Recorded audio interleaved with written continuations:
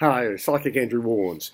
Look, empathy. I'm going to talk about empathy. Look, it's how we feel about people, how we feel in ourselves. Really, really important. We say we have empathy for others, okay? And for the most part, it's actually how we communicate. It's a really important part of communication. And often we say things like, I know how you're feeling, and I'm feeling it for you.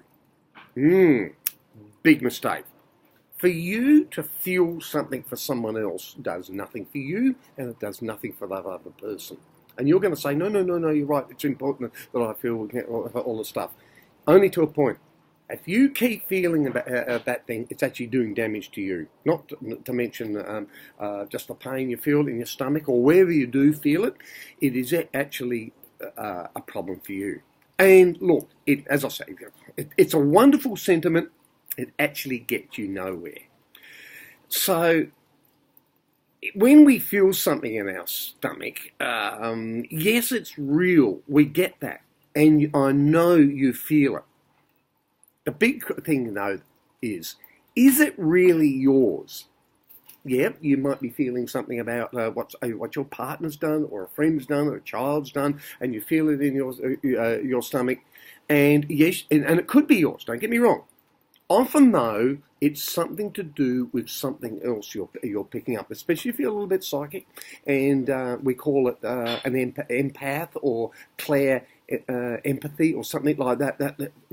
And I have a certain amount of that, and that's when it runs into trouble, because what you're feeling is not necessarily yours. Okay, so if you're feeling something and it is someone else's, you have to be aware that you need to do something. Okay, that's if it's not yours. Okay, and this is a hard thing to actually distinguish what's yours and what's not. So what we do is we ask it to go. Okay, the problem is if it's a colleague, it's a friend, it's a family member or someone like that, we don't necessarily want to do that because we feel guilty, don't we?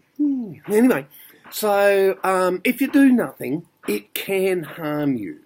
So what you need to do is speak up, and you normally need to do something by taking that other person to task and saying, guess what, this is not right, we need to do something, we need to work on this, and walk away from it, because it's not yours, okay?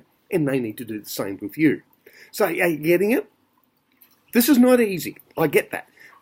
It's a very, very important thing, though. I've just had talking to a friend and client, it was by phone the other day, and she's an empath, and she was going through all this stuff, and it's really, really tough, and she just wants to feel this stuff, and the big thing for her was she started to pop the question, why am I feeling this? And I went, congratulations, you've asked the question, why are you feeling it?